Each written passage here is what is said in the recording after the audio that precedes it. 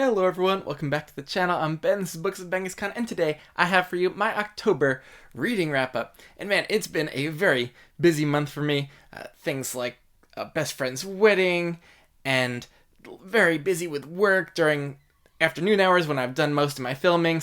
And I've been so tired where I've barely had the mental energy to read new things, but it was a perfect time to do a reread of one of my favorite series, so that was most of my month. But I did get a couple of new reads in, starting with Cetaganda by Lois, McMaster, Bujold. So man, I read this right at the start of October. It seems so long ago now. But this is, I think, the 6th book that I've read in Vorkosigan, and it was a fun time. I know that the next bunch of Miles-focused novels are supposed to be the real heavy-hitting core of the series, but this was a fun kind of side quest where we spend a lot of time with Miles and his amusing cousin, and one of the great joys of this series is seeing Bujold just slowly build out her world or galaxy or whatever it is. But Cetaganda, we've heard a lot because they had a war with Barriar in the recent past, and they're a major player in galactic politics. And so we spend some time there on the planet on a diplomatic mission, and Miles is, of course, wrapped up in all sorts of hijinks. And the world building with Cetaganda and learning about the culture of the nobility was really, really cool. This is a kind of mystery-focused book, and that was the part that was a little lackluster for me. It just didn't feel like we got to know some of the suspects for the heart of the mystery well enough to really care about how that was playing out. But overall, it was a fun time. Great world building, great spending time with Miles and the other side characters here. I'm growing quite attached and really am looking forward to getting to the next bunch of Miles novels. Although there's some other stuff and some novellas in the way that as a completionist I think I'm going to do first with maybe Ethan of Athos. So it'll be a little while before I continue with Miles, but cannot wait. I think I was at around 4.5 stars for this book. Very enjoyable, but not so impactful where it's going to really stay with me for a long time. But a fun ride. My only other non-reread from this month was Pet Sematary by Stephen King. So this is only my second ever horror novel I've read, the first being Salem's Lot. So this is going outside of my normal subgenres. And I did a buddy read with my friend Zamar, and so he encouraged me to do a spooky season read, which I'm very thankful for, because after becoming a giant Stephen King fan earlier this year with 11/22/63, I don't really care what genre. I think I'm going to try to go through all of his books with how much I connected to that one. So yeah, this one was interesting for me. Early King, and I was really into it for most of this book. I found the main character's perspective really captivating, and the thematics all around death to be very thought-provoking and to hit close to home, and just really delve deep into how a nuclear family deals with the specter of death, and how husbands and wives might deal with it and think of it differently, and how they want to discuss it or introduce it to their kids, how it comes into play for kids with pets and worrying about the death of those around them, and also the main character's a doctor, and so it comes into play with his own professional life and day-to-day life being close to death, and so that aspect of this book I found so compelling. And some of the spooky stuff going on with the actual Pet Sematary was very cool and definitely creeping me out. And so everything was working until the ending. And man, I just outright hated the way that this ended and wrapped up. And I don't know if it was more just me not gelling with some of the conventions of horror novels and how they might typically end, or just this particular one. I was thinking it was going in a different direction and hoping it would, but man, the ending really spoiled my whole experience with this. It felt like some of the supernatural elements were just taking the character's agency away and felt pretty arbitrary, and I would have been happier, I think, if the supernatural elements just played more of a background role, where it was really kind of mysterious what was going on with their influence on things. So the ending here just did not work at all, any part of it. if I would have written this, it would have gone way differently. And it just took me out of the book. I wasn't really scared with things going on at the end. I was just finding the things that were going on just goofy and just like author string pulling, and it just. But overall, I was loving this book so much. It was really like a 5-star read where I was so engaged with everything until that. So if the ending didn't really work, I still fell around 4 stars with this. Definitely a worthwhile, and I think that ending works for a lot of people. So I know Jake, the Bookish Drummer, who's a huge Stephen King fan, felt the same way as me on that. So I know I'm not alone. But and my buddy Reed, partner in crime, definitely didn't have as many issues with that final direction it took. But overall, a still really compelling character study, especially with all the non-supernatural elements. And it did definitely creep me out in parts. So that accomplished its goal for spooky season.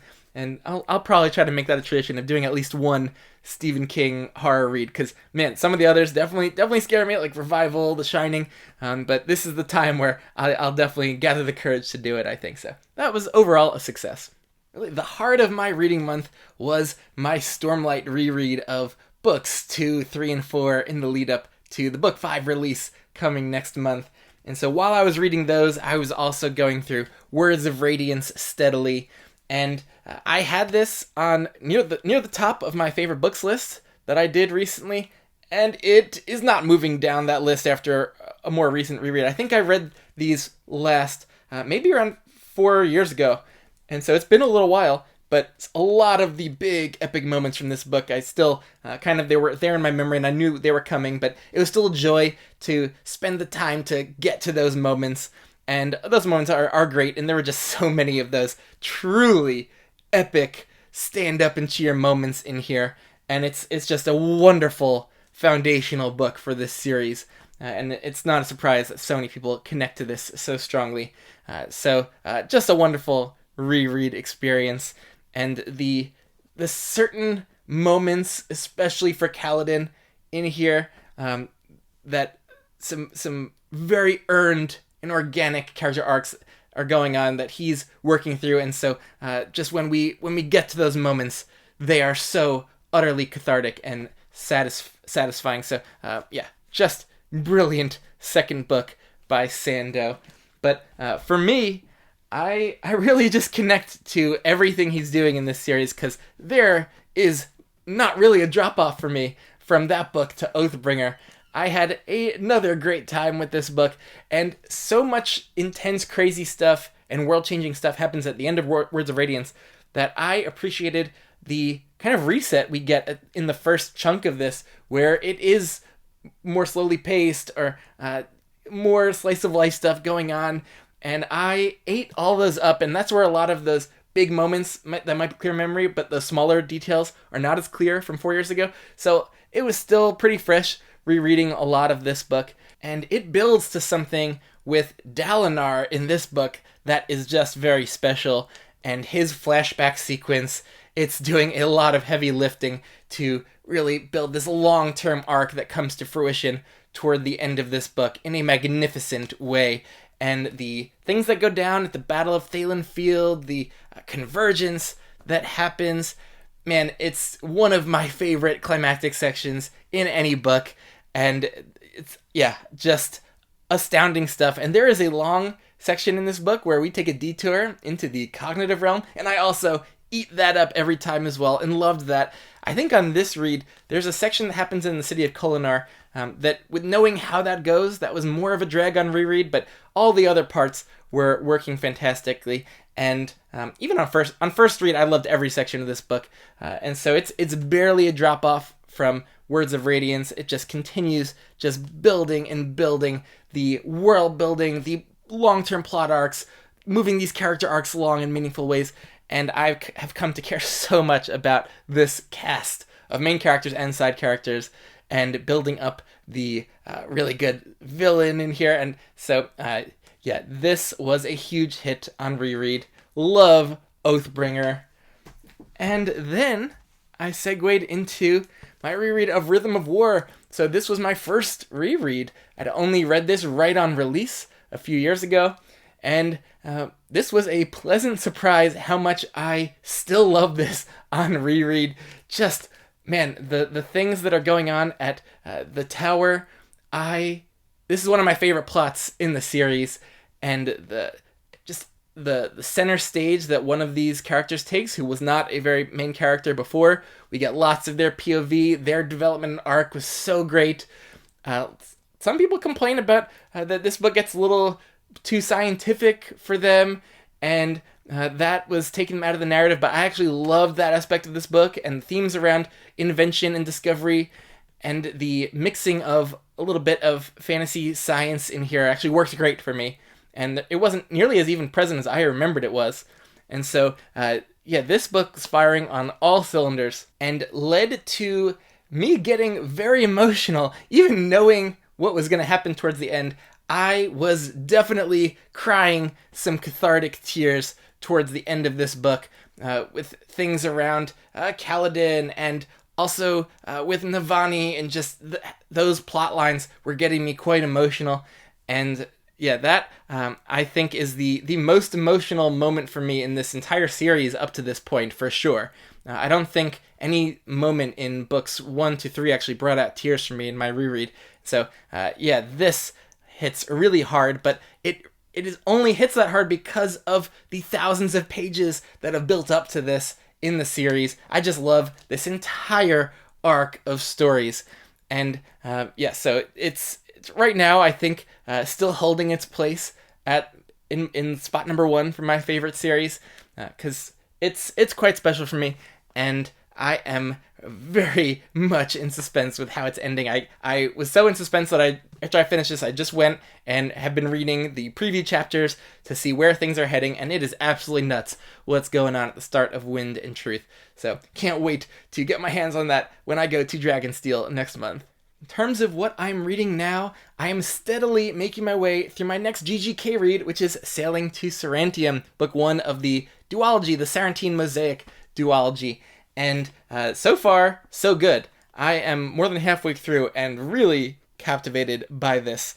And the first half hit really hard for me as we follow this mosaicist in kind of late Roman Empire Italy equivalent, who's on his way to the Constantinople equivalent, Sarantium, and man, I love a trope of a character who just is at a point in life where they feel like there's nothing to lose. He had lost his wife and daughters to a plague recently, and this character has just a really intense, compelling POV and inner voice, and then the journey that we take just to get to Sarantium was extremely tense and interesting. So far, I am really liking this start to Sailing to Sarantium. Unfortunately, I can't go through it as quickly as I'd like, and it is not as immersive as I'd like, because I'm just doing it in print, because the audio narrator is just not clicking with me at all. Man, I loved Simon Vance and Ewan Morton for the 3 GGK reads that I've done to this point, and I don't know if it's this guy who has an American accent, if that's what's throwing me off. It felt a little cheesy. It was not capturing the right emotional tone for GGK, and so I didn't want that to ruin my experience with this, so I have not done any listening, so I'm steadily going through it just in print. And so I've been listening to some of my Stormlight books while I've been reading this, and also just started Not Till We Are Lost. Is that the title of the new Bobaverse book? But it's been years since we've had a new Bobaverse book release, and I just do those on audio with the fantastic Ray Porter, who's just perfect for that. So I'm kind of around halfway through that book as well, having a pretty good time with it. It's doing the job well of being an audio-only read that won't take away all of my attention from this right now. So that's what I'm reading at the moment. Later this month, I'm guessing I will want to finish this duology with Lord of Emperors, and not sure what else I'll be getting to. But that was my October, and for a book of the month, man, if I had finished Sailing to Sarantium, that would definitely be in contention. This is a tough month. My new reads, I don't think, can overtake one of these Stormlight books. I think I have to go with Rhythm of War as a reread to still pull that level of emotion out of me. Man, that was a really special time at the end of this book. But I loved this entire thing. I love the way it starts. It's just gas all the way through for me. Yeah, this was wonderful, and I just can't get into all the different plot lines that I loved for spoilery reasons, but it really did not have any kind of dud in terms of any of the minor plot lines or the major ones. I loved them all in here, and really loved how he split up the book and made some interesting pacing decisions that just totally clicked with me. So yeah, wonderful read. There's my book of the month. And let me know what you've been reading, what you've been up to. I'll try to get you some more frequent videos this month, but definitely in December, where I will do my year-end videos, my awards show, and my most disappointing books, my top books of the year. I always love doing that, and that's coming up pretty soon. So yeah, let me know what you thought of this month of reading, and I'll catch you later.